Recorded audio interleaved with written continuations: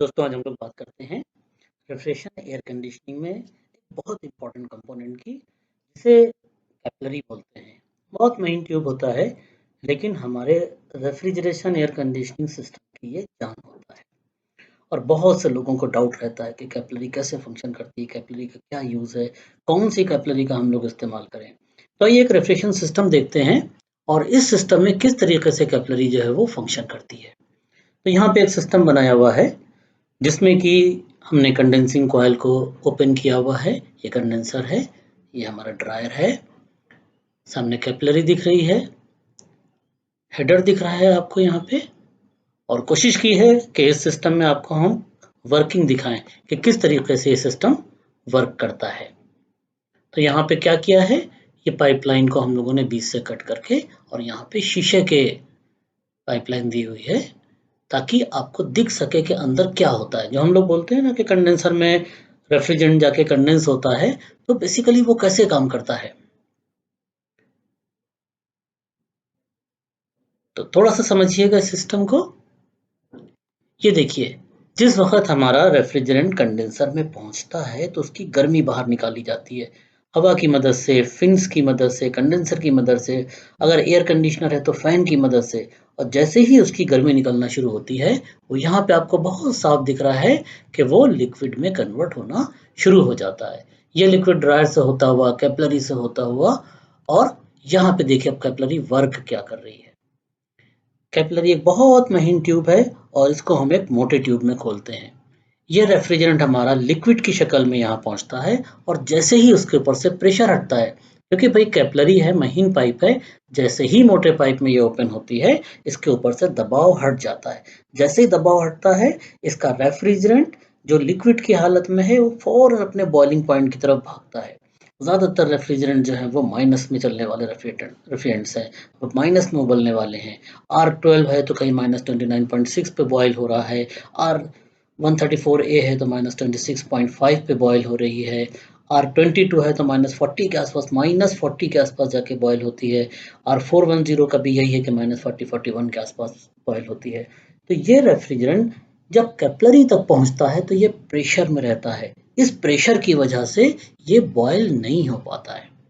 Liquid में तो convert हो गया, जब इसकी गर्मी निकाली गई तो ये लिक्विड में कन्वर्ट हो गया। और लिक्विड में कन्वर्ट करना भी ज़रूरी है, क्योंकि हम यहाँ पे लाके इसको बॉयल करना चाहते हैं। जब ये उबलेगा तो अपने बॉइलिंग पॉइंट के हिसाब से गर्मी खींचेगा। अब मान लीजिए इसमें R12 चार्ज है या R22 चार्ज है या 134A चार्ज है या R290 चार्ज है, प्रोपेन चार्ज है, जो भी है, तो वो यहाँ पे आके गर्मी खींचता है और यही वजह है कि कूलिंग कॉइल में हमको ठंडक का एहसास होता है। तब कैपिलरी की अगर बात करें और रेफ्रिजरेटर की कैपिलरी की बात करें, तो कैपिलरी डिफरेंट डिफरेंट साइजेस की मशीन में डिज़ाइन करके कंपनी डालती है। तो हमें अपना दिमाग उसमें नहीं लगाना चाहिए। बेटर तो ये है कि जो कंपनी की आपने रेफ्रिजरेटर लिया है और कैपिलरी आपको लगता है चोक हो गई है, खराब हो गई है, तो आप कैपिलरी उसी कंपनी से, उसी डिज़ाइन की, उसी तरह की लेके इस्तेमाल कीजिए। एक थंब रूल में हम लोग कह सकते हैं कि जो 0.2829 की कैपिलरीज़ होती हैं, वो करीब-करीब 7.5-8 फीट लगती हैं। 0.31 की कैपिलरीज़ जो है वो 9, सवा 9, साढ़े 9 फीट लगती हैं। 0.33 की जो है वो 10, सवा 10 फीट लगती हैं। 0.36 की कैपिलरी है, वो करीब-करीब 11, साढ़े 11 फीट के आसपास कैपिलरी यूज़ होती है।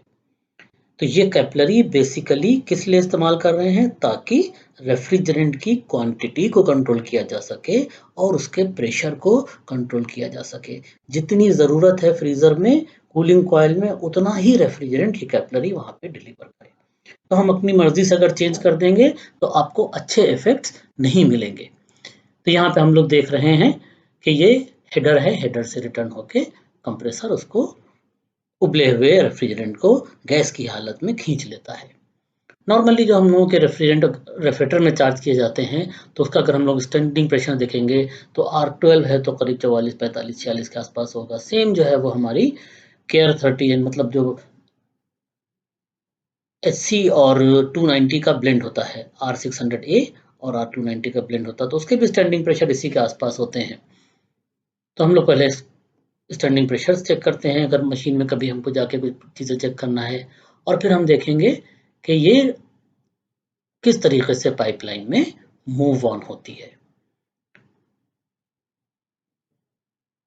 तो यहाँ पे आपको एक वर्किंग सिस्टम दिखाया गया है। कंप्रेसर कंप्रेशन करता है, कंप्रेस होकर ये रेफ्रिजरेंट सीधा कंडेंसर में पहुंचता है। जैसे ही ये कंडेंसर में पहुंचता है, वहां पे इसकी गर्मी निकलती है और ये उबलना शुरू हो जाता है। जब ये कंडेंस होना शुरू होता है, उबलना नहीं, जब ये कंडेंस होना शुरू होता है तो ये लिक्विड में बदलने लगता है। और कई रेफ्रिजरेटर्स ऐसे होते हैं जिसमें ये गर्मी निकाला हुआ रेफ्रिजरेंट जो है वो वापस कंप्रेसर में जाके ऑयल को भी ठंडा करता है। तो बहुत साफ यहाँ पे दिख रहा है, ये वापस जिसमें ऑयल कूलिंग सिस्टम दिया रहता है उसमें ये ऑयल को ठंडा करता है और फिर से ये कंडेंसर में आता है।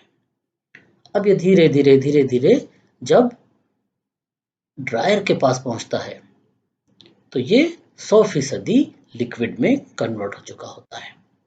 अब देखिए ये ड्रायर लगा हुआ है। ड्रायर में होता क्या है, ये सिलिका जेल पहले चार्ज किया जाता था, अभी एक्टिवेटेड एल्यूमिना चार्ज किया जाता है। ये डिसिकेंट होता है। डिसिकेंट मतलब सूखने वाला पदार्थ होता है। अगर जर्रा बराबर भी हमारे रेफ्रिजरेंट में मॉइस्चर है तो हम नहीं चाहते कि वो मॉइस्चर फ्रीजर में जाके जम जाए या सिस्टम में रहे तो पूरे मेटल को नुकसान पहुंचाता रहे, जंग लगाए या बहुत सी परेशानियां पैदा करता है। तो हम क्या करते हैं कि ड्रायर में एक डिसिकेंट भरते हैं। डिसिकेंट मतलब सोखने वाला पदार्थ, और ये सोखने वाला पदार्थ अभी नॉर्मली आपको एल्यूमिनियम सीव्स मिलेंगे। तो ये ग्रेन्यूल्स होते हैं, छोटे छोटे छर्रे होते हैं जो रेफ्रिजरेंट में मौजूद गंदगी को खींच लेते हैं। इसके ऊपर और नीचे एक बहुत महीन जाली लगी रहती है, क्योंकि कैपिलरी पता है कि एक बहुत महीन सा पाइप है और हम नहीं चाहते कि वो चोक हो जाए। तो यहाँ से 100% लिक्विड जो है वो कैपिलरी के जरिए से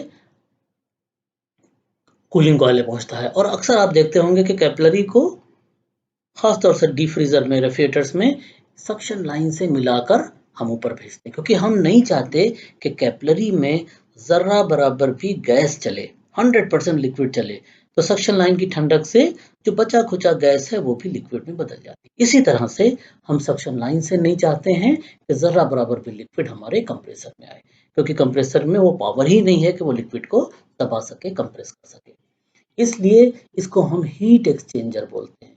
यहाँ पे कैपिलरी की हीट हमारी सक्शन लाइन को ट्रांसफर हो जाती है, सक्शन लाइन की कूलिंग कैपिलरी को ट्रांसफर हो जाती है। तो सक्शन लाइन में 100% गैस आती है और कैपिलरी में 100% रेफ्रिजरेंट का लिक्विड आगे बढ़ता है।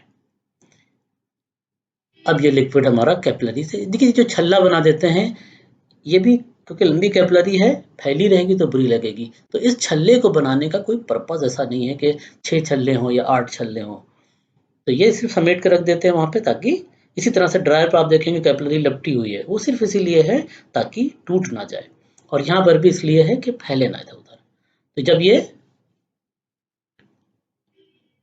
रिटर्न आता है तो आप बहुत अच्छे से समझ सकते हैं कि यहाँ पे हीट एक्सचेंज हो रही है, और फिर ये कैपिलरी हमारी कूलिंग कॉइल में एंटर होती है। देखिए यहाँ पे कैपिलरी इंटर हुई, और इंटर होते ही रेफ्रिजरेंट जो है वो इस कैपिलरी से बाहर आ रहा है, और तुरंत का तुरंत, फौरन का फौरन, क्योंकि प्रेशर हट गया। जो 120, 130, 140 या 160 पाउंड प्रेशर था वो रिड्यूस होके, बहुत बार तो हमारा 600 है तो वैक्यूम में चल रहा होता है, 134 है तो 3-4 पाउंड का प्रेशर होता है, R12 पुरानी वाली चार्ट है तो 10-12 पाउंड का प्रेशर होता है। तो प्रेशर जैसे ही एकदम से रिड्यूस होता है 150 पाउंड से 10 पाउंड से 2 पाउंड या वैक्यूम में आता है, तो फौरन ही ये रेफ्रिजरेंट उबलना शुरू कर देता है।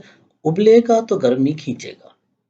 सिंपल हम लोग घर में देखते हैं कि माँ ने रोटी पकाई और गर्म तवे को साइड में रखा और उस पर पानी डालकर उसकी गर्मी को खत्म कर दिया। क्यों? पानी ने वहां पे जाके दो काम किए। एक तो पानी उबला तो गर्मी खींची, बिना गर्मी खींचे उबलेगा नहीं, और दूसरा भाप में बदल गया, गर्मी को लेके हवा में ट्रांसफर कर दिया और तवा जो था ठंडा हो गया। अब क्योंकि पानी 100 डिग्री पे गर्म था, 100 डिग्री सेंटीग्रेड पे गर्म था, तो वो तवे को 200-250 डिग्री से फौरन 100 डिग्री पे ले आया। उसी तरह से ये हमारा रेफ्रिजरेंट माइनस में है, तो ये क्या करता है, फ्रीजर को तेजी से माइनस की तरफ खींचने लगता है। और जब हम फ्रीजर में चेक करते हैं तो -12, -14, -16, -22, -24 तक के टेम्परेचर हमको वहां पे नजर आते हैं। तो इस तरह से हमारी ये रेफ्रिजरेशन साइकिल कंटिन्यूअसली चलती रहती है। एक बार डिस्चार्ज से निकली, पूरे सिस्टम में घूमता हुआ रेफ्रिजरेंट हमारा वापस सक्शन लाइन से कंप्रेसर में आ गया, तो इसने कंडेंसर में हीट निकाली और कूलिंग कॉइल से इसने हीट खींची, और हमारे रेफ्रिजरेंट के साथ में कंटिन्यूअसली 3% से 5%, कहीं-कहीं 6% ऑयल भी मूव करता रहता है। यहाँ पे आपको हेडर में, ये हेडर है, बड़ा पाइप है, इसलिए दिया गया है कि यहाँ पे जो बचा-खुचा रेफ्रिजरेंट है वो उबल जाए। ऐसा ना हो कि लिक्विड जो है वो हमारे कंप्रेसर में आ जाए। तो यहाँ पे आपको ये ऑयल दिख रहा है। ये सिस्टम में ऑयल हमेशा रहता है। तो जो लोग ऊपर फ्रीज़र को लगा के और कंप्रेसर चला के फ्लशिंग कर रहे होते हैं, तो यही ऑयल थोड़ा बहुत आपके हाथ में आ जाता है। लेकिन उससे बहुत ज़्यादा नुकसान होता है। जब कंप्रेसर को आप हवा में चलाते हैं, तो ये थोड़ा-सा ऑयल तो हमेशा रहता ही है। इसको निकालने के चक्कर में हम बहुत ज़्यादा मॉइस्चर और बहुत ज़्यादा गंदगी और नॉन कंडेंसेबल गैसेज़ कंप्रेसर में भर देते हैं। जब कंप्रेसर में मॉइस्चर भर जाता है, तो फिर कोई रास्ता नहीं होता है कंप्रेसर को बचाने का। कुछ ही दिनों में कंप्रेसर जो है वो फेल होने लगते हैं। तो दोस्तों एक बात 100% याद रखिएगा, कभी भी हमको कंप्रेसर को खुले में हवा में नहीं चलाना है, 1 सेकंड के लिए भी नहीं चलाना है। अगर आप 1 सेकंड भी चला देंगे तब भी वो 2 एमएल से ज़्यादा मॉइस्चर अपने अंदर खींच लेगा।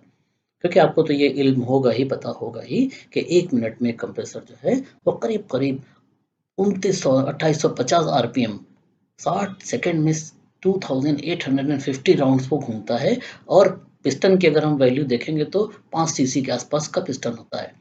मतलब 14-15 हज़ार सीसी हवा को 1 मिनट में वो कंप्रेस करता है और अगर इतनी हवा को कंप्रेस किया जाएगा तो दोस्तों 10 एमएल से लेके 50 एमएल तक पानी निकाला जा सकता है हवा से।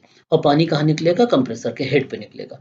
जब कंप्रेसर के हेड पे पानी निकलेगा तो 2 एमएल काफ़ी होता है हमारी कैपिलरी को चोक करने के लिए।